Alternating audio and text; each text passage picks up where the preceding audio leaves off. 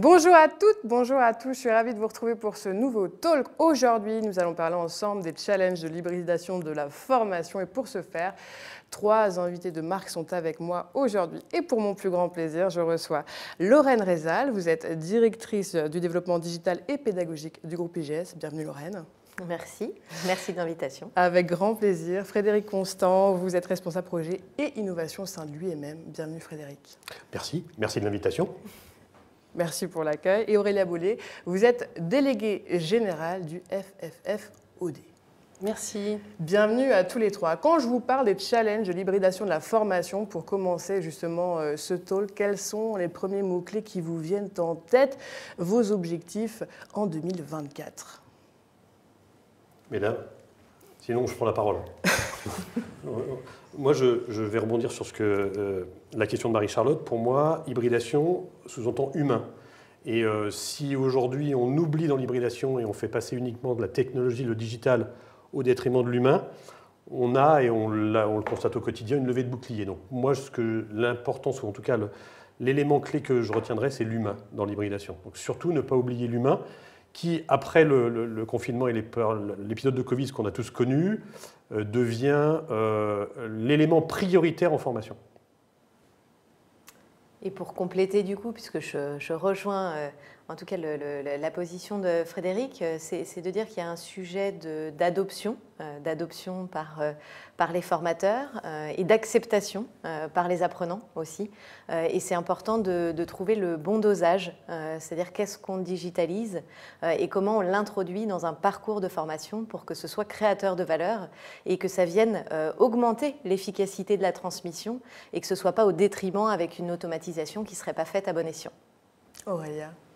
Je pense qu'effectivement, on a eu un coup d'accélérateur depuis le Covid, avec une volonté véritablement des acteurs de se lancer dans l'hybridation des formations, avec plus ou moins de bonheur, on va dire. Donc aujourd'hui, on est, je pense, dans un moment où on doit approfondir et on doit monter en qualité et on doit avancer sur des dispositifs pédagogiques vraiment au service des apprenants, qui doivent montrer un juste équilibre entre du présentiel, du distanciel, peut-être aussi d'autres modalités de formation comme la FEST, qui est une modalité reconnue aussi d'un point de vue juridique et réglementaire, et donc arriver à construire des dispositifs vraiment pour les personnes. Il y a une notion qui est intéressante, c'est le force et contrainte post-confinement du digital.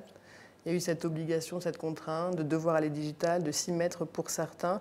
Comment vous l'avez ressenti, vous, dans chacune de vos activités, organisations? Et d'ailleurs, avant ça, est-ce qu'on peut revenir un petit peu sur les activités de l'IGS, ce que fait l'IGS pour toutes celles et ceux qui sont avec nous, l'UMM et puis le FFF-OD? Alors du coup, je commence cette fois-ci. Allez-y, Lorraine. Donc, le groupe IGS, aujourd'hui, c'est un groupe d'enseignement supérieur privé sur un modèle associatif qui aujourd'hui forme chaque année 15 000 apprenants. On a une dizaine d'écoles, on a 5 centres de formation et on est présent sur 3 campus à Paris, Lyon et Toulouse. Et on adresse 8 filières. Je prends par exemple la filière RH, la filière informatique, la filière immobilier, la filière management droit finance et je ne citerai pas les autres même si je peux vexer des gens, mais en tout cas voilà, il y a du monde. Donc c'est une grosse et belle organisation dans laquelle on a beaucoup de choses à faire en digital. Frédéric. Oui, alors l'UMM, c'est une fédération patronale à la base qui s'est dotée de son organe formation. Donc aujourd'hui, je représente les 28 ou 30 pôles formation au niveau national. Donc pour prendre l'exemple de Lorraine, je vais parler en chiffres aussi. C'est 35 000 apprentis formés par an. C'est 150 000 salariés formés. Je n'ai pas le volume des demandeurs de l'emploi. Au niveau national, c'est 136 sites de formation qui dispensent 2 types de formation. Donc, premièrement, un modèle en initial uniquement sur l'apprentissage et un modèle en formation continue pour répondre aux besoins des entreprises, encore une fois, atteintes industrielles. Donc, notre vocation, c'est de former les professionnels des industries de demain. Et les accompagner dans leur métier au quotidien, tout au long de la vie. Alors, les accompagner dans leur métier au quotidien, tout au long de la vie, répondre aux métiers en tension. On voit en ce moment une campagne de communication sur les radios, la télé, voilà. L'industrialisation, la réindustrialisation, personne ne peut ignorer cette stratégie qui est celle aussi du gouvernement. Et puis vous êtes tous deux adhérents justement à l'association dont vous êtes déléguée générale. Aurélia, est-ce que vous pouvez nous en dire un petit peu plus sur vos activités ? Tout à fait. Donc, je suis avec 2 éminents représentants adhérents du Forum des acteurs de la formation digitale. Donc, on est une association qui existe de longue date, qui est vraiment l'association de référence sur l'innovation en formation et sur le segment véritablement de ce qu'on appelle aujourd'hui davantage la multimodalité que la formation digitale, puisque ça inclut un certain nombre d'activités pédagogiques très différenciées. Donc, pour faire le lien aussi avec ce que vous disiez sur le Covid, on a vu qu'il y avait pour nous, en tant qu'association, un avant et un après, avec une augmentation, une explosion du nombre de demandes pour rejoindre l'association après le Covid, car on a bien vu qu'à ce moment-là, les acteurs étaient quand même très perturbés, avaient beaucoup de mal à se dire comment on va organiser une continuité pédagogique. Et nous, au FOD, voilà, notre vraiment cœur de mission, c'est véritablement d'accompagner les professionnels à se saisir de ces dispositifs-là, de réfléchir ensemble, de partager les pratiques et puis aussi sur un aspect un peu plus spécifique, de faire un peu de lobbying auprès des ministères et des pouvoirs publics pour faciliter l'adoption et donner un cadre réglementaire à la formation multimodale beaucoup plus accessible. Force et contraintes, ère post-confinement, pour y revenir, comment vous l'avez, vous, géré? Est-ce que ça a été de plein fouet? Est-ce que vous aviez déjà de l'avant, justement, sur l'hybridation? Est-ce que c'est une période durant laquelle vous avez réussi à vous adapter ou est-ce que, justement, vous l'avez vous-même subi? Lorraine. Alors, je parle avec prudence puisque je n'étais pas encore au sein du groupe IGS à cette époque-là, mais en tout cas, j'ai bien échangé avec mes équipes sur ce sujet. Et de toute façon, contraint et forcé, tout le monde y est allé et ça s'est passé avec une très forte mobilisation de tout le monde. Et ça a été une accélération considérable des usages digitaux et effectivement, ça a vraiment servi la capacité à se mettre en mouvement sur animer du distanciel particulièrement. Après, ça c'est l'effet positif, c'est-à-dire que maintenant, tout le monde est équipé et tout le monde sait faire. Mais il y a aussi un autre effet qui est une saturation des formats digitaux. C'est-à-dire qu'on a aujourd'hui, très souvent c'est une représentation, mais c'est « ah non, le digital, on n'en peut plus ». C'est en train de bouger encore, mais on n'en peut plus, il y en a eu trop, on a besoin d'un retour au contact humain, on a besoin de voir les gens, on a besoin de toucher, on a besoin d'y être. Et donc du coup, ça dessert un peu la représentation qu'on peut avoir du digital dans certains cas. Donc charge à nous de profiter de l'accélération des usages, mais de casser ces représentations, puisque oui, effectivement, le tout distanciel ou le tout digital n'est pas la solution, mais pour autant, il y a des belles choses sur lesquelles on doit capitaliser. Et justement, cette saturation, Lorraine, vous l'avez ressentie au niveau des apprenants et des enseignants? Alors oui, je dirais aussi au niveau des équipes pédagogiques et une crainte en tout cas de l'image que ça pouvait renvoyer par rapport à la qualité des enseignements. Voilà, parce que aujourd'hui, il faut aussi qu'on arrive à convaincre les jeunes de rejoindre nos dispositifs de formation et le trop de digital pouvait être un frein en tout cas à nous rejoindre du fait de cette saturation. Donc c'est pour ça qu'on dans notre offre et dans la façon dont on articule nos programmes, on doit être extrêmement vigilant à proposer une expérience d'apprentissage de qualité. Voilà. Frédéric, justement, au sein de l'industrie? Alors moi, je suis un petit peu dans le même cas de figure que Lorraine, puisque moi, il y a 2 ans, je n'étais pas élu AMM. Donc moi, j'ai vécu le confinement dans une fonction RH. On avait la chance d'avoir en interne une plateforme LMS. Donc effectivement, ça a sauvé beaucoup d'entreprises ou beaucoup d'OF, beaucoup de services RH d'avoir justement avec ce confinement quand même du contenu à adresser. Ça a permis de garder du lien, ça a permis de ne pas être en jachère intellectuelle, soit pour les salariés, soit pour les apprenants. Moi, je suis arrivé dans un contexte où la plateforme avait déjà été développée. C'est un modèle qui était sur mesure, donc en fait, on n'est pas tributaire d'un prestataire.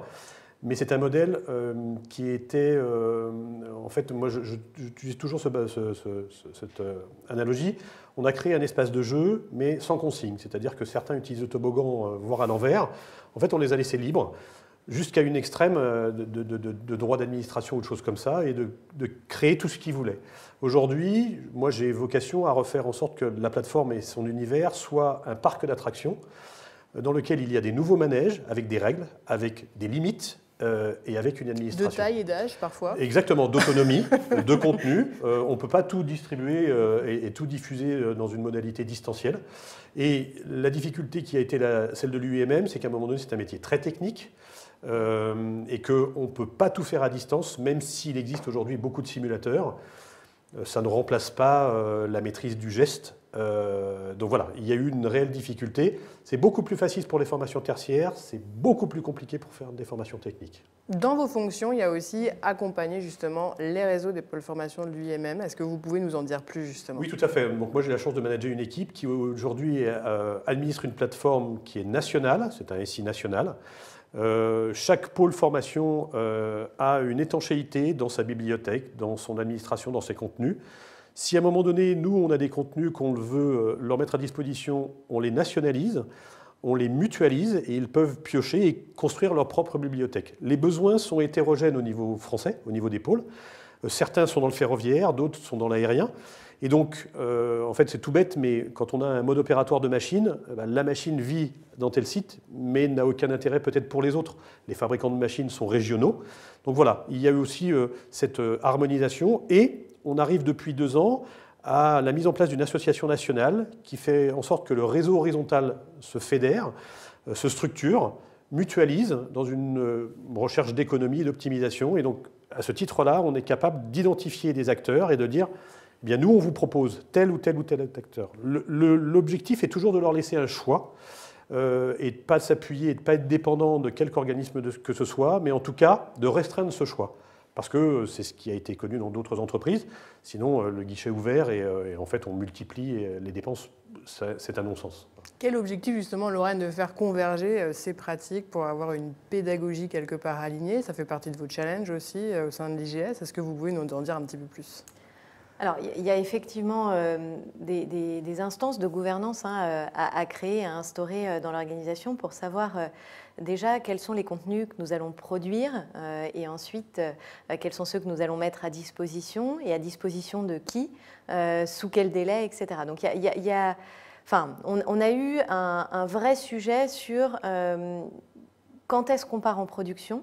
Quand est-ce qu'on fait nous-mêmes ou quand est-ce qu'on achète aussi auprès d'éditeurs? Parce que le réflexe premier, c'est de se dire on va le faire nous parce qu'on sera bien servi par nous-mêmes. Or, on s'aperçoit que produire, ça prend beaucoup de temps, ça mobilise énormément de ressources et on a un vrai enjeu d'obsolescence des contenus. Donc il faut y aller quand on est sûr que le contenu va pouvoir être utilisé dans un laps de temps suffisant et surtout pour une audience suffisamment large. Donc on a déjà en tout cas fait en sorte de bien étudier cette stratégie de production de contenu pour être sûr de mettre nos énergies aux bons endroits. Et de prioriser. Et de prioriser effectivement ce sur quoi on allait aller pour ne pas bâcler la production de ces contenus et faire en sorte, veiller en tout cas à ce que tout ce qu'on passe en production soit fait avec en tout cas le respect de la rigueur et la robustesse des contenus. Le côté aussi, il est très important de veiller à la qualité des interventions, à ce que ce soit agréable pour l'apprenant dans la façon dont c'est présenté, articulé, dans la façon dont il va pouvoir lui consommer quelque part le contenu qu'on met à disposition, pour être sûr en tout cas de maintenir l'engagement apprenant. Voilà. Et puis après, comment et quand on le met à disposition sur la plateforme, c'est important aussi. Et on a un gros travail d'adoption de cette plateforme, à la fois par les concepteurs, mais aussi par les apprenants, pour être sûr que ça puisse répondre et servir tous les enjeux de formation à distance. Est-ce que ça fait partie des principaux challenges, Aurélia, que vos adhérents, justement, vous soumettent? Hybridation, oui, mais en priorisant et par quel bout je prends les choses et comment j'accompagne mes équipes pédagogiques justement pour les faire monter en compétences? Très souvent, en fait, nos adhérents vont venir nous voir en disant voilà, je vais déjà, moi, démarrer un processus d'hybridation de la formation, mais je ne sais pas comment faire, quelles sont les étapes à mettre en place. Donc, très souvent, et d'une manière spontanée, ils vont se dire je vais prendre une formation et puis je vais commencer à tester quelque chose et à mettre, par exemple, à distance, en asynchrone, une partie de ressources. Test and learn. Voilà, test and learn. Très souvent, par contre, ils oublient une dimension et qu'on oublie souvent collectivement, c'est qu'effectivement, dans ce processus d'hybridation de l'information, en amont même, il faut quand même se poser la question de la stratégie. Quelle est ma stratégie? Qu'est-ce que je souhaite faire? Où est-ce que je souhaite aller? Quels sont mes besoins et la nature de mes besoins? On l'a vu et on le voit toujours, les acteurs, au coup par coup, développent des projets. Mais il y a rarement en fait un fil directeur parmi l'ensemble de ces projets.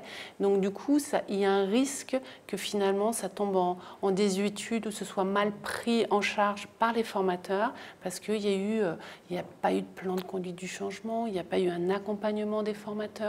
Il n'y a pas eu, voilà, on les a pas suffisamment, on s'est pas suffisamment investi collectivement dans un plan d'ensemble pour que finalement le projet puisse réussir.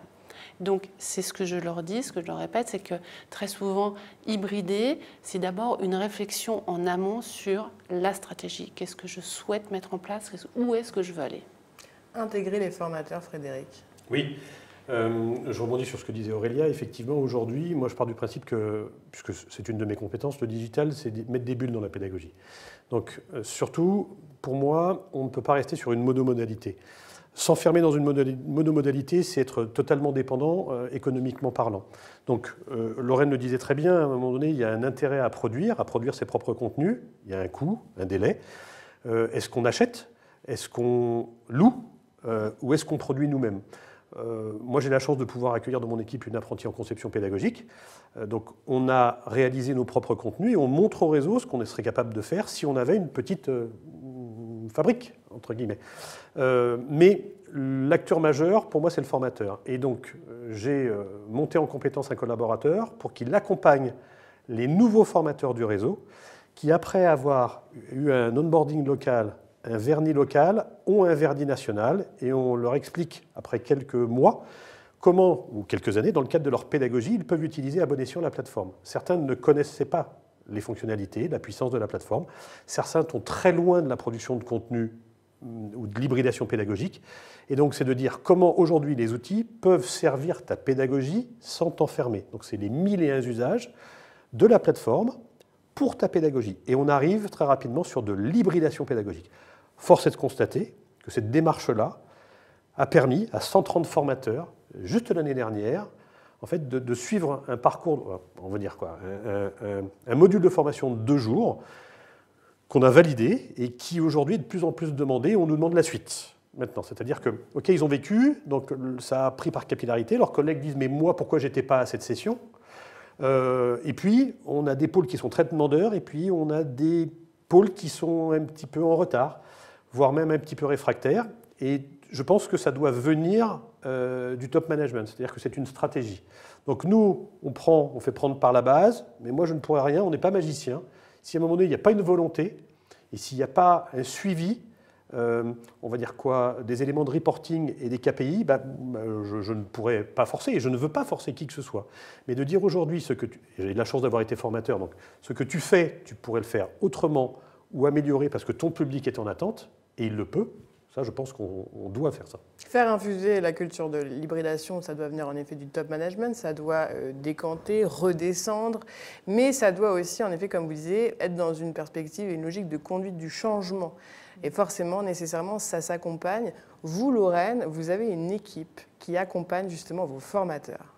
Effectivement, nous, j'ai une équipe de 15 personnes qui travaillent à mes côtés très activement sur ces sujets, puisqu'en fait, le groupe avait entamé déjà depuis 7 ans des gros chantiers, une grosse stratégie justement de digitalisation de parcours, puisqu'on a à peu près un tiers de nos titres RNCP qui sont 100% digitalisés. Donc, on a une belle bibliothèque de contenu. Et le constat que j'ai pu faire en rejoignant le groupe il y a une année maintenant, c'est que quelque part, ils étaient sous-utilisés puisqu'ils ont été très bien faits. On a travaillé en partenariat avec nos meilleurs experts pour produire ces contenus. Et donc, il y a vraiment un enjeu de les utiliser et de les utiliser avant justement qu'ils soient obsolètes, puisqu'on sait que les renouvellements se sont accélérés de par des exigences accrues côté France Compétences. Donc, on a cet enjeu de les utiliser tant qu'ils sont encore d'actualité. Et donc, on a lancé ce qu'on appelle appelle en interne la campagne d'hybridation. Donc on est allé voir toutes les filières. On est ensuite descendu dans chacune des entités, écoles et centres de formation. Ensuite, on descend à la maille programme et on est prêt à accompagner jusqu'au formateur pour qu'il redesign son parcours en injectant les modules en asynchrone pour redimensionner et refaire son parcours. Et on est aujourd'hui convaincu, puisque l'accueil a été très bon par les équipes, que si ça n'avait pas pris en grand volume jusqu'à présent, c'est qu'il y avait un problème de comment on va empoigner quelque part cette matière, parce qu'il n'y avait pas de remise en question sur la qualité de ce qui était produit, mais il y avait plutôt qu'est-ce que je fais avec ça et comment je l'intègre dans mon parcours, de façon à ce que ce soit qualitatif et plaisant pour l'apprenant, et surtout que ce soit compatible avec la façon de transmettre du formateur. Donc on a vraiment cet accompagnement à tous les étages de l'organisation, et on se propose d'accompagner jusqu'au formateur dans son appropriation, pour qu'il puisse redesigner l'articulation de son module en injectant ces modules asynchrones. Voilà. Il y a eu un baromètre par le FOD très récemment, et justement, il y a quelques conclusions, quelques idées qui se sont dégagées sur l'hybridation de la formation. Aurélia, est-ce que vous pouvez nous en dire quelques mots ? Oui, tout à fait. Ça tombe bien parce qu'en janvier de cette année, nous avons sorti le premier baromètre du FOD, de notre observatoire qui était en gestation jusqu'à la fin de l'année 2023. Donc, en interrogeant la population des organismes de formation, pour leur dire vous en êtes un peu où dans votre transformation digitale, car aujourd'hui on a extrêmement peu de données fiables sur le sujet. Donc on a fait notre propre enquête et on s'aperçoit effectivement, donc ça corrobore effectivement vos retours d'expérience en tant que praticien, c'est que 81% des répondants disent oui, nous sommes en cours de transformation, mais ça ne reste qu'un cheminement. C'est-à-dire que tout le monde a commencé à tester de l'hybridation, à faire des formations hybrides, mais ça reste encore, il y a une énorme marge de progression à avoir. Et c'est cette période-là qui est un petit peu difficile parce qu'on parle, c'est vrai, assez peu finalement de la réception qu'en ont les apprenants.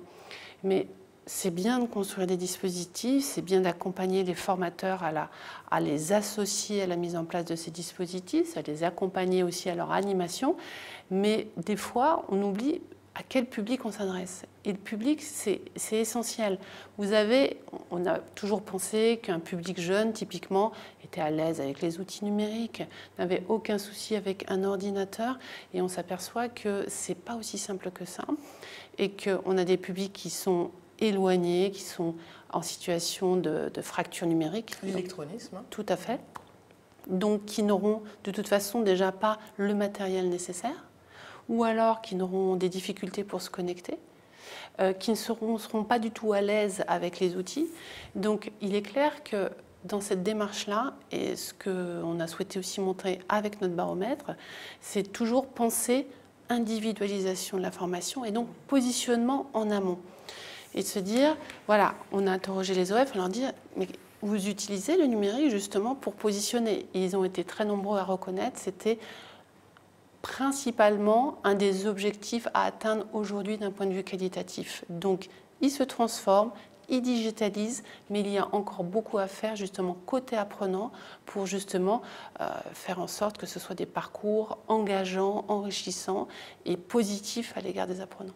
On disait qu'on remettait l'humain au cœur de la formation, mais aussi l'apprenant, nécessairement l'individualisation des parcours, la personnalisation des parcours en fonction des profils de chacun, de la manière d'apprendre, du geste technique parfois et autres.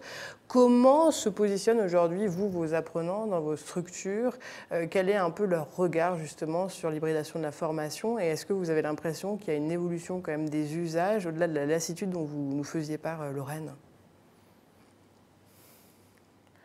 En fait, pour moi, si on le fait correctement et qu'on le suit correctement, c'est plutôt bien accepté. Alors attention, moi aujourd'hui, on est sur l'enseignement supérieur, on est sur des formations plutôt tertiaires, donc c'est pour ça que je mets des guillemets, parce qu'effectivement, la cible est stratégique par rapport à ça. Donc on a plutôt une bonne acceptance du digital. Après, il faut être prudent quand même, et on se rend bien compte qu'on ne peut pas chargé à la même hauteur en contenu asynchrone sur des personnes qui sont en première année après le bac que des personnes qui sont en cinquième année. On le sait, l'acceptance et la capacité à se mobiliser seul devant un écran pour réaliser ce parcours asynchrone ne sera pas la même. Et il faut en tenir compte dans la quantité et dans l'exigence qu'on va avoir et les attentes qu'on peut placer sur de l'asynchrone dans un parcours. Donc on fait attention à ça. Est-ce que ça a créé du désengagement, justement?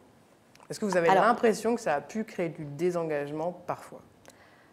En fait, on a notamment un CFA qui a essayé ça depuis longtemps et qui nous a clairement dit, parce qu'encore une fois, moi j'ai une année de recul, alors je ne voudrais pas trop parler de ce que je ne maîtrise pas, mais en tout cas pour avoir des témoignages de retour d'expérience, on a le CFA à Lyon qui nous avait expliqué que sur des tranches d'âge assez jeunes, on avait ça pouvait cliver quand même, c'est-à-dire que ceux qui étaient plutôt très disciplinés par rapport à leur formation, il y avait une accélération, puisqu'il y avait une bonne compréhension, une bonne consommation de ces contenus, et donc du coup ils allaient plus vite dans leur formation, mais que ceux qui étaient en difficulté, ça ne les ramenait pas et que ça risquait de les enfermer quand même. Donc on a ce besoin systématique d'un accompagnement humain, et c'est là que en tout cas sur l'hybridation des formations, il ne faut surtout pas occulter le besoin d'un animateur, d'un facilitateur, d'un coach qui va accompagner les apprenants pour s'assurer qu'on laisse personne au bord de la route. Parce qu'effectivement, ceux qui sont déjà à l'aise dans une autonomie d'organisation par rapport à leur apprentissage, ils peuvent aller plus vite, mais ceux qui sont en difficulté, ça ne va pas les rattraper. Donc il faut de toute façon mettre les moyens pour accompagner ces personnes. Et on le voit bien dans les parcours dans lesquels on a beaucoup d'asynchrone ou de digital, cette notion d'accompagnement par des coachs qui vont avoir une approche individuelle auprès de nos apprenants, elle est déterminante. Et donc on ne fait pas du digital tout seul. Voilà. Et le coach va aller jusqu'où alors, Lorraine? Alors le coach, il va aller jusqu'à alerter sur les personnes en difficulté pour que l'équipe pédagogique puisse prendre en charge et accompagner ce jeune. Mais de la même façon, en fait, un parcours qui aujourd'hui se fait en format traditionnel sur un face-à-face pédagogique, quand on a les contenus digitaux, ça peut permettre aux apprenants de travailler un rattrapage, de soutenir un apprentissage. On sait aussi que ça peut être utilisé dans une autre version pour soutenir par rapport à un apprentissage traditionnel. Le fait de mettre à disposition des modules, ça peut aussi venir aider pour rattraper un retard, une entrée tardive, une absence involontaire. Enfin voilà, il y a tout un tas de choses qui peuvent aussi être compensées par le digital, par exemple. Frédéric, votre vision justement sur la place de l'apprenant? Moi, je dirais aujourd'hui que, et comme le disait Lorraine, on n'a pas affaire à tous au même public. Donc, il y a une question d'autonomie, de maturité, d'âge, de discipline, de lieu, de contexte. Donc, et de motivation. Et de motivation. Donc, c'est encore plus difficile en apprentissage parce qu'ils ont aussi leur charge de travail, qu'ils sont tenus par un contrat. Et qu'en fait, on ne peut pas leur donner du distanciel en dehors des heures de formation. Donc souvent, le distanciel ou le digital est utilisé sur site, en complément. C'est pas aussi évident, l'autonomie n'est pas là. Alors, je relativise parce que tout dépend à quel type de public on s'adresse, mais encore une fois, pour moi, ça doit servir la pédagogie. C'est-à-dire que c'est pas, et je pense qu'on peut arriver sur deux choses, ça peut être très vite emmerdifiant. C'est-à-dire que, surtout si le formateur ou l'apprenant ne s'entendent pas, ou si à un moment donné, la tête ne revient pas, le son, tout ce que vous voulez. De la même manière, quand on est en digital, quand on a affaire à une capsule, des fois il y a quelque chose qui ne passe pas. Et donc elle ne passe pas le premier jour, mais elle ne passera pas au bout de la 50e heure. Non plus. Donc d'où l'importance de bien produire et des fois d'externaliser la production pour ne pas faire d'impair. Je reviendrai aussi sur quelque chose qui est, pour moi, on parlait d'électronisme, moi je parle de littératie numérique. C'est-à-dire qu'on a tous des outils, mais on ne sait pas forcément comment les utiliser et comment les utiliser à bon escient. Donc ça ne sert à rien de jeter des écrans, ça ne sert à rien de jeter des contenus, si à un moment donné, on n'a pas mesuré l'équilibre entre ce qu'ils doivent vivre en autonomie, en collectif, à travers un outil. Et pour moi, le groupe, c'est ce qui est remonté il n'y a pas si longtemps que ça, était important. On pensait qu'ils étaient tous autonomes et qu'on pouvait leur délivrer de l'individualisation à l'extrême, en formation, et que nous tous, autour de la table, on entrait dans une même formation, mais on n'allait pas vivre la même chose au même moment, mais ça veut dire qu'on ne se connaît pas. Donc on n'est que des numéros, c'est un distributeur automatique. Moi, je n'adhère pas à ce modèle-là. C'est-à-dire que je pense que le groupe, et c'est ça aussi, c'est l'humain, c'est le partage, c'est l'échange entre pairs. Et après, que Lorraine vive un contenu parce qu'elle en a besoin, parce qu'elle est en retard, ou qu'elle est moins autonome que voilà, c'est un exemple. Désolée, Lorraine. Non, mais spécifique pour le besoin de Lorraine, qui n'est pas celui d'Aurélien, d'accord ? Ça ne me choque pas. Mais qu'à un moment donné, on remette tout le monde en commun et que la notion de groupe et Aurélia puissent dire à Lorraine « j'ai vu ça, tu devrais le voir ». Ah, et moi j'ai vu ça, tu ne devrais pas le voir. Voilà, c'est bien aussi. Et le coach, ou en tout cas le suivi tutoral, sert aussi à ça. Mais l'humain doit être au cœur du dispositif et pas caché derrière. Comment on vient créer de la valeur justement autour de la multimodalité, Aurélia? La valeur, la multimodalité, c'est véritablement, on en a un peu parlé, mais on n'a pas forcément mis les mots dessus, c'est quand même beaucoup de souplesse et de flexibilité. Et c'est, on ne va pas toujours parler anglais, mais c'est quand même du just in time. C'est la promesse d'être en capacité de proposer des contenus à la bonne personne au bon moment et où qu'elle soit, où qu'elle veuille l'être et sur les supports qu'elle souhaite avoir. Donc ça, c'est la théorie. Mais dans la pratique, c'est de pouvoir vraiment s'adresser au plus grand nombre en leur proposant en même temps des choses les plus à la carte possible. Et quand on réussit à faire ce type de choses, donc c'est un peu un grand écart, et c'est pas évident d'être offreur de formation et d'aller dans ce sens-là, et ben on a tout réussi parce que c'est comme ça qu'on arrive à engager. On arrive à engager les apprenants, on leur propose de travailler en auto-formation seul, accompagné par un tuteur, sur des temps qui peuvent être synchrones ou en asynchrone, ou en collectif, avec des travaux à faire entre pairs. Donc voilà, il faut, cette multimodalité, c'est ça, c'est varier les activités, faire une alternance de temps, et ce sera au bénéfice de la personne et de ses besoins. On sait aussi qu'au-delà du tronc commun, on n'a pas nécessairement les mêmes moteurs et les mêmes manières d'apprendre. On a les auditifs, on a les visuels, on a les kinesthésiques, etc. Est-ce que vous prenez ça en compte aussi au niveau de votre pédagogie ? Ouais, je peux. Allons-y. Donc, on est dans quelque chose, effectivement, où c'est 3 typologies de public. Et puis, je vais parler des troubles 10 aussi. On peut mettre ça autour de la table. Et de l'inclusion qui est importante chez IGS, d'ailleurs. Oui. Pour moi, l'individualisation est un vœu pieux. On ne peut pas faire du 1 pour 1. C'est impossible. Ça voudrait dire du cours individuel. Donc, en fait, ou de la pédagogie différenciée. C'est pas ça. C'est de dire, par contre, on a du profilage en entrée. Et puis, en fonction, on peut créer 3 grands niveaux. Celui ou la personne qui aura aucune difficulté telle que c'est présenté, celui qui aura même des compétences déjà acquises, à qui on pourra faire vivre, c'est l'exemple que je disais, autre chose, et puis celui qui sera peut-être plus en difficulté ou qui aura peut-être besoin de remédiation. Voilà pour moi comment on pourrait segmenter 3 niveaux et répondre à 3 besoins différents, tout en tenant compte effectivement de la particularité de chacun. Mais de dire, on est 4, on va vivre 4 choses différentes, je n'irai pas jusque-là. Est-ce que vous partagez la même perception, Lorraine? Je suis en phase avec ce que Frédéric a dit. Pas mieux. C'est bon. Quel a été l'impact aussi de la relation entre justement l'enseignant, l'apprenant avec l'hybridation digitale? Est-ce que vous avez l'impression qu'on arrive quand même à se retrouver, même quand on est dans le cadre de classes virtuelles, par exemple? Je vais parler de quelque chose qui est difficile au niveau de l'UMM. Pourquoi? Parce qu'on est tenu par le contrat d'apprentissage, que le distanciel a été la variable d'ajustement à un moment donné, et qu'aujourd'hui, on les maîtrise sur site. Et donc, voilà, c'est compliqué. Encore une fois, c'était la variable d'ajustement. Certains pôles ont fait une expérimentation, à savoir une demi-journée en distanciel. D'autres se sont dit, on a l'équipe ici, mais on a des sites distants. Donc, en fait, j'anime un cours que je diffuse en visioconférence à un public qui, lui, est sur un autre site, parce que les pôles sont des fois des régions dont les sites sont éloignés de 150 km. Donc, il y avait ça. Ça a tenu un temps. Ce n'est pas forcément très répandu et ça a été plutôt une expérimentation ou une remédiation ponctuelle. Voilà. On parle de multimodalité et quid justement de la complexification quelque part des enjeux technico-pédagogiques.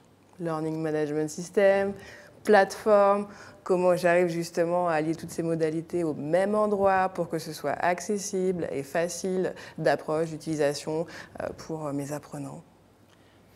En termes d'outils, si on prend, on parle des outils, il est vrai qu'aujourd'hui, les outils sont plus que nécessaires quand on fait effectivement une pédagogie digitale. Mais déjà, commençons par parler pédagogie. Donc, ayons déjà une expression de besoin pédagogique et se dire ensuite, je vais aller choisir mes outils. Très souvent, on se dit, on va faire du digital, on hybride, on commence par choisir un bel outil. Mais on n'a pas pensé forcément à une expression de besoin, qu'est-ce qu'on voulait en faire, qui allait utiliser, créer, concevoir, est-ce que c'était compatible avec déjà l'organisation et le système informatique. Donc, on essuie un échec. Donc, parlons déjà du projet pédagogique et derrière, on peut avoir un choix d'outils. Très souvent aussi, ce qu'on voit, c'est que les formateurs peuvent être force de proposition aussi sur l'outillage. Typiquement, ils testent beaucoup, ils sont quand même aussi en veille et on peut créer ou suggérer peut-être une communauté de formateurs qui puissent échanger sur sa veille, sur les outils pour ne pas se perdre dans toute cette foire parce que vous en avez énormément. Dès qu'on va sur un salon technologique, on voit plein d'outils qui nous promettent monts et merveilles, mais plutôt de réfléchir ensemble sur où on veut aller, ce qu'on veut faire avec, et ensuite on ira choisir effectivement les différents outils, sachant que les outils permettent aussi, typiquement, alors c'est une petite parenthèse, mais dans le cadre réglementaire, ça permet aussi de tester la réalisation d'actions de formation avec un certain nombre de preuves. La centralisation, c'est un enjeu pour vous d'ailleurs, Lorraine. Oui, oui. Alors, les outils, moi je vous rejoins pleinement, Aurélia, sur ce que vous venez d'exprimer. C'est-à-dire qu'il ne faut pas commencer par choisir l'outil et puis ensuite se dire, tiens, qu'est-ce qu'on pourrait faire comme formation sur cet outil? Parce que là, c'est la catastrophe. Mais il faut bien viser nos objectifs et notre stratégie pédagogique et ensuite aller chercher les outils qui vont bien. Il y a de toute façon un énorme enjeu d'accompagnement des différentes parties prenantes. Et quand je dis les parties prenantes, c'est les équipes pédagogiques et les formateurs. Et il faut qu'ils soient au fait des outils qui permettent de produire et des outils qui permettent de distribuer. Alors parfois, dans les outils de distribution, on a des outils auteurs, mais il faut toujours qu'on se dise, voilà, qu'est-ce qui va faire que ça va être adopté? Est-ce que la couverture fonctionnelle est suffisante? Est-ce que c'est suffisamment simple pour eux pour y aller sans réticence? Et jusqu'où on peut attendre d'eux la prise en main de ces outils? Donc il y a beaucoup d'outils très perfectionnés aujourd'hui sur le marché. Il ne faut pas forcément se jeter sur les outils les plus pointus, mais prioriser sur ceux qui vont facilement être adoptés, parce que c'est avec ces outils-là en fait, qu'on va réussir quand même petit à petit à emmener en tout cas tous nos utilisateurs vers cette transformation. Voilà. Et ça, c'est un enjeu qui est déterminant, mais l'accompagnement, ça prend un temps hyper important. Et là, pour le coup, on est sur un accompagnement individualisé des formateurs parce que chacun a son enjeu, chacun a sa problématique, chacun a son cas d'usage et il faut absolument tenir compte de ça pour lui proposer les bonnes formules. Voilà. Vous, en 2024, l'objectif, c'est que 100% justement des entités auront eu une expérience digitale. Alors, les expériences digitales, je pense que là, je suis à peu près tranquille. Ils les ont déjà tous, parce que de toute façon, il y a un peu de distanciel, il y a des outils qui sont mis pour de l'animation plus engagée en distanciel, mais c'est vraiment 100% des entités auront eu une initiative d'hybridation d'un module. Pourquoi? Parce qu'on veut que tout le monde soit en capacité de comprendre comment on introduit correctement de l'asynchrone. Et quand je dis correctement, c'est évidemment pour que ce soit très qualitatif en matière de transmission des apprentissages, mais que ça soit bien vécu par l'ensemble des parties prenantes, puisqu'au bout de la chaîne, c'est l'expérience apprenant qui doit être très bonne, mais c'est comment le responsable formation l'intègre dans sa programmation, comment le formateur sait redesigner dans la bonne temporalité son module et qu'il le fasse suffisamment en amont pour pas qu'il soit pris au dépourvu au moment de son animation et que du coup ce soit mal perçu et que ça dégrade l'expérience apprenant. Donc pour nous, c'est clé. Voilà. Frédéric, vous gérez justement projet de LMS commun au sein du réseau. Quelle est votre expérience sur le sujet? Alors, le projet, c'est plus un projet puisque le LMS est commun. Je reviendrai sur deux choses que Aurélia et Lorraine ont évoquées. Moi, je parle de flacon et ivresse. Effectivement, il ne faut pas avoir pensé l'un avant l'autre. Il y a quelque chose aussi, c'est qu'ils sont très curieux, ils utilisent beaucoup de jouets. On les a laissés jouer, et on les laisse encore jouer, c'est bien. Mais à un moment donné, ça ne doit être qu'un test. Après, il faut par contre être en capacité de dire ou d'orienter dans l'utilisation parce que certains pôles me disent on arrête cette licence-là parce qu'en fait, on ne l'a pas utilisée. Ok, d'accord, mais tu sais qu'on a fait un accord cadre avec ce produit-là. qui permet ça, ça, ça. Ah oui, oui, j'en ai entendu parler, ok, on rebascule là-dessus. Et en fait, ils ont besoin aussi d'être guidés par rapport à ça. Aujourd'hui, nous, on a un bel LMS, alors moi, qui a été diffusé, enfin, qui a été créé comme un bel espace de création de contenu avec un outil auteur et pas forcément avec une finalité de diffusion. Ça devait servir la pédagogie et pas forcément être, on va dire quoi, le vecteur de diffusion. Donc, ça veut dire que la vue apprenant n'a pas forcément été travaillée comme le back-office qui est très puissant pour les formateurs. Ils ont toutes les fonctionnalités du monde. Et il n'y avait pas d'obligation. Donc, c'est un petit peu ça. Il y a un superbe outil qui est là, mais qui ne doit pas desservir la pédagogie, doit servir, mais ne doit pas être imposé. Et donc, à travers cet outil, ils peuvent créer des contenus, et on parlait de mutualisation. Ils ont tous, ce sont tous des formateurs, ils sont tous très curieux, très créatifs pour certains, très digitaux pour d'autres. Et donc, le réseau avait cette particularité d'avoir 28 pôles au niveau national, et chacun produisait dans son coin. Ça veut dire qu'on a produit 28 fois, mais 28 fois, c'est juste ridicule parce que... Potentiellement les mêmes sujets. Oui, enfin, les mêmes contenus, et quand un pôle a 5 sites, potentiellement, on multiplie encore par 5. Donc, mais c'était la réalité. Nous avons 4000 formations au sein de l'UIMM.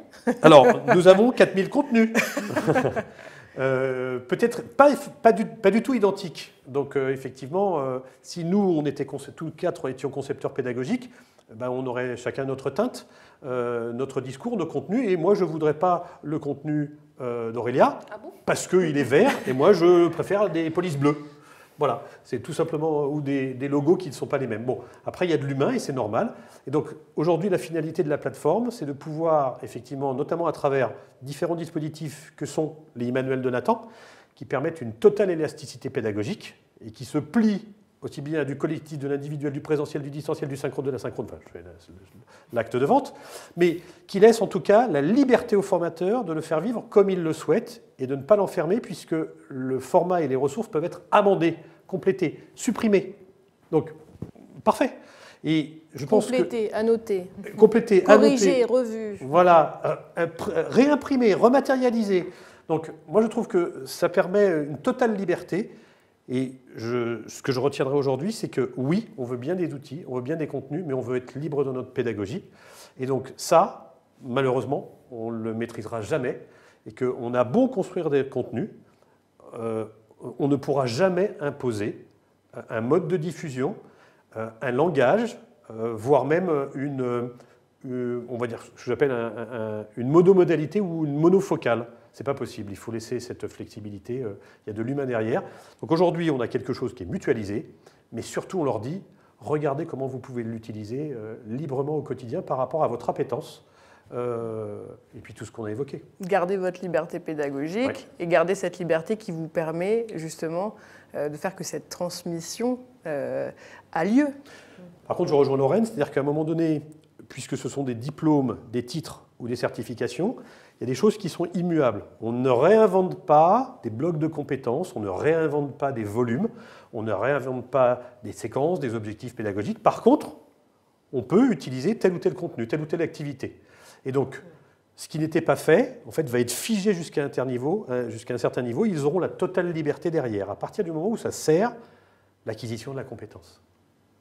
Voilà. C'est le sujet justement, Lorraine, des projets sur mesure menés avec Nathan sur la digitalisation, tout en étant conforme au référentiel RNCP dont on parlait tout à l'heure, par exemple. Complètement. En fait, l'idée, en ayant travaillé en partenariat avec Inathan, c'est bien d'être en capacité de proposer du contenu qualitatif et indiscutable sur le fond, mais qui n'enferme pas dans la façon de le transmettre, mais qui donne du matériel à nos formateurs pour pouvoir augmenter quelque part leur capacité de transmission. Et c'est là que ça crée de la valeur. Et puis il y a tout cet enjeu de vitesse de production aussi, parce que même si j'ai une équipe conséquente aujourd'hui, les sollicitations sont nombreuses et on a besoin de s'adosser à des partenaires de confiance pour pouvoir suivre le rythme de production demandé et puis aussi d'être d'être sûr de la mise à jour des contenus, puisque c'est une préoccupation qui est importante, hein, c'est-à-dire que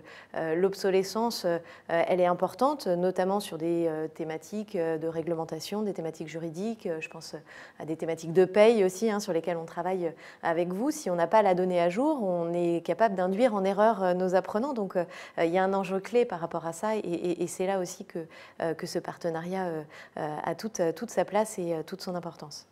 Je rajouterais que, en fait, aujourd'hui, dans les pôles, je l'ai dit, hein, c'est un savoir technique et que l'enseignement général est peut-être, je dis bien peut-être, le parent pauvre. C'est-à-dire qu'on a beaucoup de simulations, on a beaucoup d'innovations dans la pédagogie technique ou professionnelle. On en a moins dans les matières transverses et générales. Et donc, le fait de s'adosser, en tout cas, et d'avoir la garantie académique que les ressources, la progression est conforme, c'est un gage de qualité. Donc ça, c'est bien. Et de partir sur les enseignements généraux dans de l'hybridation pédagogique à loisir, ça, je trouve ça magnifique. En donnant une teinte industrielle chez vous, par exemple? Oui, c'est le projet de partenariat avec justement Nathan et Emmanuel, puisqu'on est lauréat d'un projet qui s'appelle Definum. Et on a souhaité faire un partenariat avec de la co-conception, de la co-construction de contenu avec la technologie des Emmanuel, mais dans une teinte industrielle, parce qu'effectivement, j'entends, mais aujourd'hui, les contenus Nathan sont beaucoup tertiaires, spécialistes du tertiaire, pas de l'industrie. Donc, on a pris le parti de coproduire avec eux des ouvrages à teinte industrielle, pas que. Donc, le but, c'est pas d'enfermer, mais d'avoir aussi cette vision-là. Aurélia. Alors moi, j'avais 3 constats à faire sur ce que vous dites, effectivement, hein, pour revenir sur 3 points importants que je trouve vraiment essentiels quand on parle d'hybridation de la formation. C'est la question 1 des formateurs. Ok, il faut accompagner les formateurs, sans souci, mais pour eux, effectivement, l'hybridation de la formation, c'est un gros changement de posture. Et c'est quelque chose de très complexe à mettre en œuvre. Et donc ça touche à énormément de sujets et ça peut aussi faire capoter parfois certains projets parce qu'on peut avoir aussi des freins au changement. On est tous humains, on a l'habitude d'utiliser des outils, d'avoir une pédagogie, de travailler comme on a envie de travailler. Et puis là, on va dire, on m'impose des choses, je dois devoir réfléchir, revoir mes cours, revoir ma façon de faire. Je ne suis pas forcément à l'aise avec les outils moi-même, donc comment je vais être jugée aussi par rapport à mes apprenants. Donc c'est effectivement un sujet assez délicat. La deuxième chose effectivement qui remonte aussi, c'est la logique de réseau. Comment on fait quand on s'adresse à un réseau et qu'on veut hybrider ces formations? Effectivement, donc on sent bien que chacun a envie d'avoir aussi quand même son quant à soi pour développer ce qu'il souhaite être intéressant pour lui, son domaine, mais comment on arrive à avoir ce bon degré de mutualisation? Et la mutualisation, c'est forcément important. C'est forcément aussi important. Pourquoi? Pas simplement en termes d'harmonisation des pratiques, mais on va parler modèle économique. Lorraine dit, oui, mais les mises à jour, c'est important, les formations réglementaires, dans les contenus produits avec, par exemple, Nathan, on a des mises à jour à faire. Et donc, à l'organisme de formation, de se poser la question, effectivement, quel va être mon modèle économique, quels sont les coûts que je dois mettre en face en investissement et en fonctionnement. Et le modèle économique, c'est le financement, c'est quand même le nerf de la guerre pour le développement de ces dispositifs-là. Voilà, c'était trois remarques que je pouvais faire. Le modèle économique Aurélia est très présent aujourd'hui, puisque en fait, les pôles formation, effectivement, c'est des taux de prise en charge par rapport aux apprentis. Donc, les taux se réduisent. Les charges ne diminuent pas. On est dans un domaine industriel, donc je vous laisse imaginer ce que c'est qu'en matière d'électricité. Donc, ça ne doit pas se faire au détriment de l'humain, de sa charge de travail. La digitalisation, certains en ont peur parce que ça veut dire qu'on va me remplacer. Donc, en fait, on diffuse un contenu distanciel, donc on n'a plus besoin de moi. Ou une fois que j'ai aidé à le produire, on va le déployer à l'infini. Quid, en fait, de mon temps de travail? Nous, on est parti sur l'objectif de dire c'est du sur-mesure. C'est-à-dire qu'aujourd'hui, l'avantage de l'UIMM, c'est qu'on fait ce dont les entreprises ont besoin et ce qu'elles demandent. Donc c'est vraiment du sur-mesure, de l'accompagnement. Ce n'est pas incompatible de dire qu'il existe des packs d'activités ou de ressources et qu'après, ils peuvent aller puiser dedans. Ça leur fait économiser un temps. De la même manière qu'à un moment donné, on s'est aperçu que les évaluations, ça ne servait à rien de faire des évaluations sur le papier. On pouvait faire des évaluations en ligne, la correction est quasiment automatisée, les résultats natif qui alimente aussi en interfaçage automatique. Donc, il y a des choses, c'est comme le téléphone. À un moment donné, si on avait interrogé tout le monde, non, non, non, non, non, moi, ma cabine téléphonique, mes pièces... Mais non, le Minitel. Le Minitel. Allons-y. Les tatous. Oui, Marie-Charlotte, c'est ça. Et donc, mais je pense que si on nous avait interrogé à l'époque, il fallait surtout pas changer le modèle. Ça s'est imposé à nous. Et donc, si on avait écouté trop l'humain, on n'aurait rien fait. Je ne dis pas qu'il ne faut pas l'écouter, je dis que simplement, à un moment donné, il y a une évolution qui est nécessaire. Il faut simplement être avec son temps. Mais,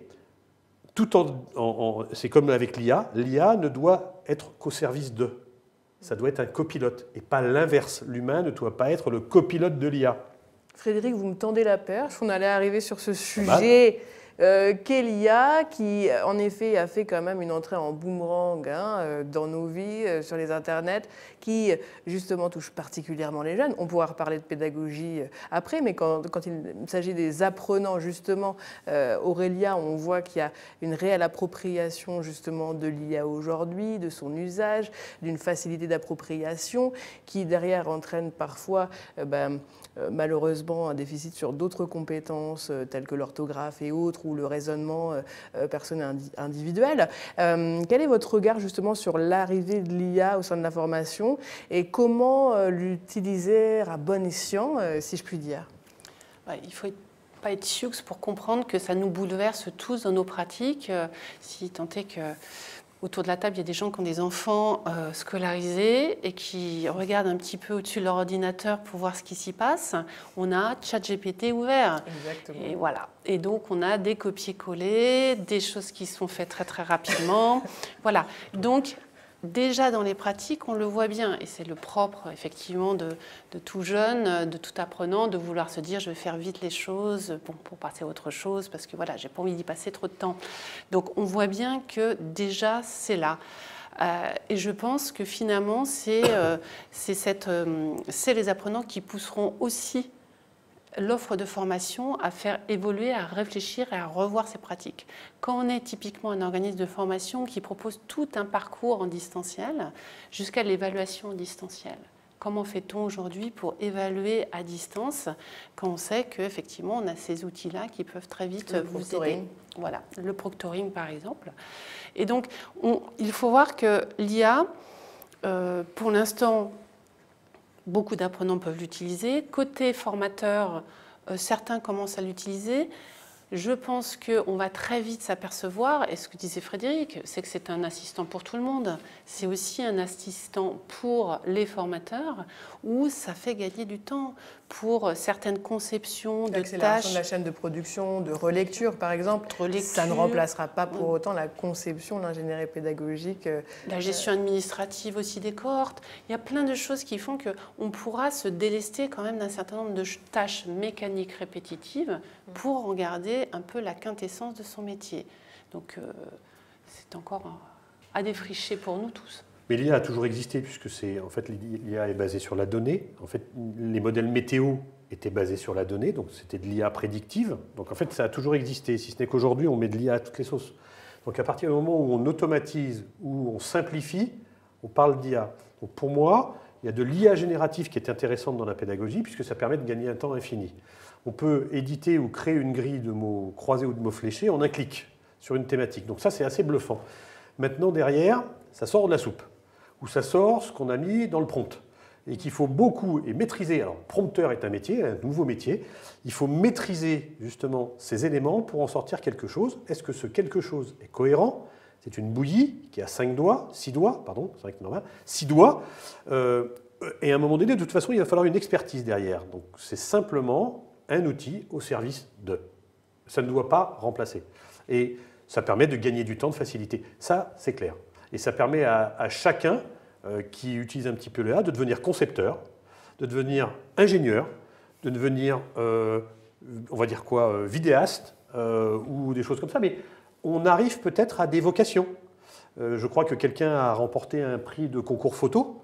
Et en fait, il a eu le prix, mais il a reconnu que ce n'était pas lui qui avait pris la photo. C'est une photo générée par l'IA. Donc, c'est bluffant. C'est bluffant. Mais comme les avatars sont bluffants. Donc, demain... Comme le deepfake est bluffant. C'est exactement ça. Mais le deepfake, il n'est pas nouveau. Donc, je pense qu'il faut pas... Il est mieux fait qu'à une époque. Oui. Je pense qu'il ne faut pas en avoir peur, simplement il faut le maîtriser. Ça va vite en ce moment, et c'est ce que disait Aurélia, tous les acteurs mettent la SOCIA sur une brique, sur un contenu, sur quelque chose. Floraison de formation sur le marché. Oui, c'est ça. Et puis c'est vendu très cher. Pour quel résultat, je ne sais pas. Je pense qu'on en reviendra, mais pour moi, l'IA intégrée, oui. J'étais à une réunion RH il y a 2 jours, et en fait, certaines entreprises disaient « nous, on doit maîtriser parce que sinon, les collaborateurs utilisent l'IA avec des données sensibles de l'entreprise. Et donc, on préfère leur mettre un modèle d'IA. Et donc, on voyait à l'écran quelque chose avec un avatar, et je dis je suis content de savoir que votre avatar, elle est aujourd'hui sur nos contenus formation parce qu'elle était en bleu de travail sur un contenu qu'on a produit. Et donc, on va avoir des avatars qui sont multitâches, qu'on va retrouver partout. Donc, ce qui est généré et ce qui est magnifiquement généré, en fait, va être cloné à l'infini, et on va toujours avoir le même avatar. Voilà, je pense qu'il y en a beaucoup, mais... Ça dénature la standardisation que ça pourrait apporter, c'est ce que vous êtes je en pense train qu'à de un nous moment dire. donné, on va revenir à ça, et on va dire, mais c'est pas naturel, ça n'a plus rien de naturel. Donc, revenons au naturel, revenons à l'humain, et après, voilà, ça sert, ça facilite, certes, mais ça doit être maîtrisé. Je pense qu'aujourd'hui, il faut véritablement, avec Léa, essayer d'identifier un peu les bonnes pratiques, les points de vigilance, comment on va l'utiliser, de ne pas mettre tout dans le ChatGPT, puisque effectivement, c'est des données qui fuient. Se poser la question de la Le propriété. RGPD, moi je veux bien qu'on revienne sur le sujet aussi, Voilà. Depuis 2018. Enfin, je veux dire, qui se pose la question d'utiliser ChatGPT, de faire des posts par exemple sur LinkedIn, sans propriété intellectuelle juridique. Voilà, il y a quand même des limites aujourd'hui dont on a peu conscience, et pour autant, en effet, l'installation est tellement facilitée, jusqu'à ce que le modèle économique change d'ailleurs. Je pense qu'il faut aussi l'avoir en tête. Et qu'est-ce que ça vient capter et qu'est-ce qu'on diffuse comme information, comme les SI, la cybersécurité devient cruciale au sein des organisations. Mais je pense que déjà au niveau de l'Internet, on a quand même eu tout un travail autour des droits d'auteur, par exemple sur l'image, où ça devient beaucoup plus, quand même, mieux exploité. On ne fait plus des copier-coller d'images sur Internet sans se dire, je vais regarder si c'est en licence Creative Commons ou pas. Donc il y a tout un travail d'éducation à faire autour de l'IA, et nous, au FOD, globalement, on a monté un groupe de travail spécifiquement sur ces questions qui vont vraiment embarquer l'ensemble des questions autour de l'éthique, effectivement, et qui inclut aussi les aspects de droit d'auteur et de transparence nécessaires. Éthique et probité, est-ce que demain, voilà, vos futurs enseignants seront des fakes d'IA qui... Il y a des actions en fait, déjà d'urgence aussi quand même, qu'on met en place, notamment des chartes de bonnes pratiques qui sont en train d'être rédigées pour être diffusées dans l'ensemble des écoles. Il y a une urgence à former et à accompagner encore une fois les formateurs, parce que certains ont pris le train en avance parce qu'il y avait une appétence par rapport aux technologies, d'autres sont dans la peur parce que c'est quelque chose qu'ils ne savent pas comment aborder, et donc à nous de proposer des parcours d'accompagnement suffisamment flexibles pour qu'on puisse les faire rentrer au niveau de maîtrise auquel ils sont et les aider dans des actions pratico-pratiques pour démystifier aussi ce que c'est.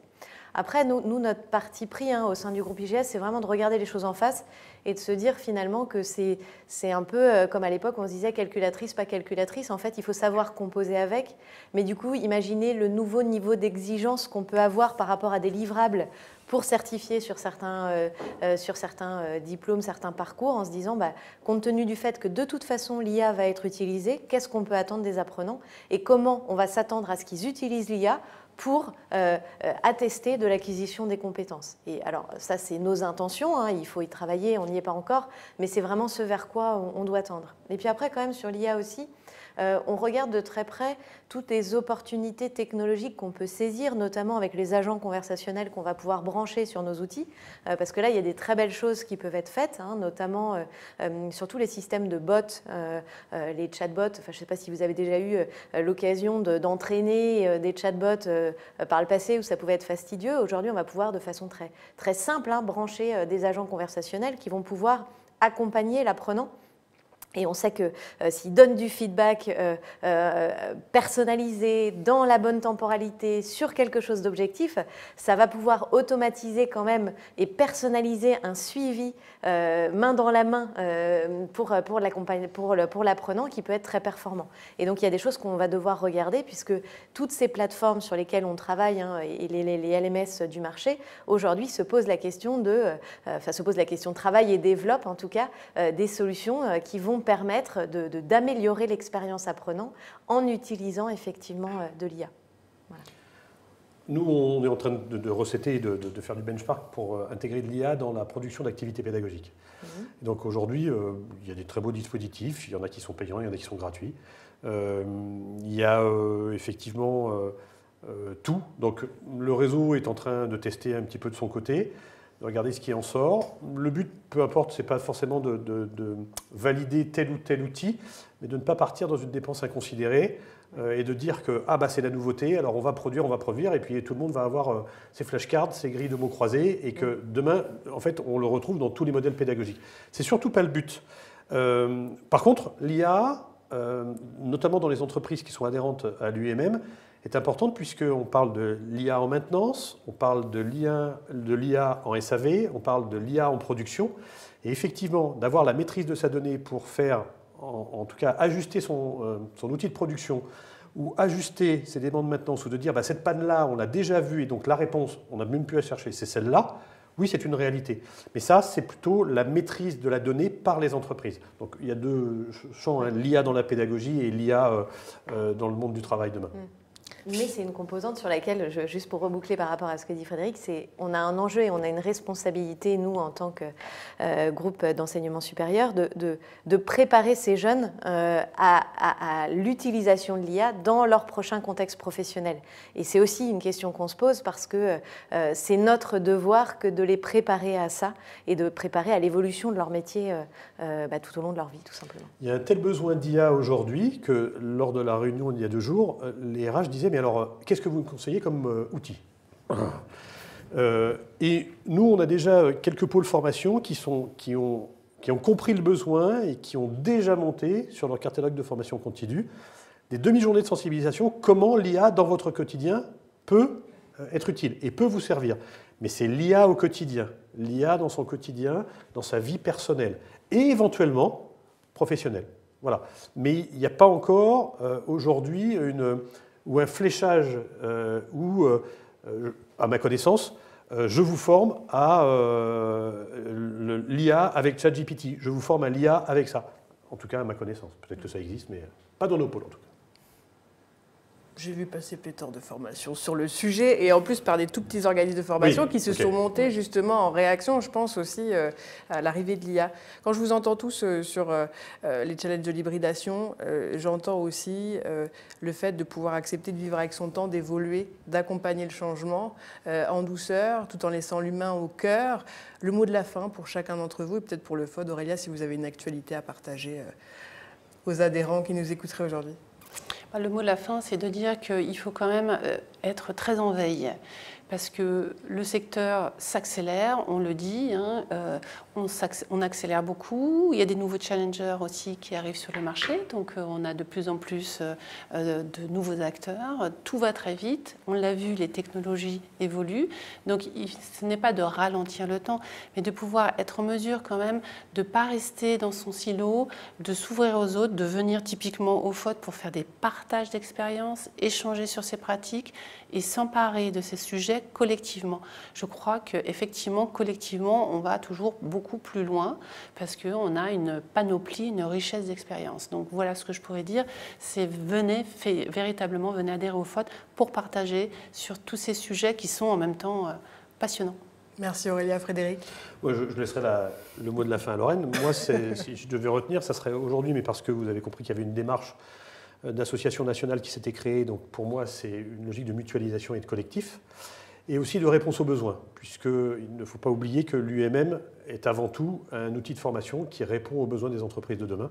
Et donc c'est cette adéquation entre des parcours académiques, des modèles académiques ou des formations académiques qui vivent, et puis des choses qui sont des titres ou des certifications qui pourraient être montées en réponse à un besoin et très rapidement. Voilà. Merci Frédéric. Lorraine. Et donc j'ai la pression de terminer.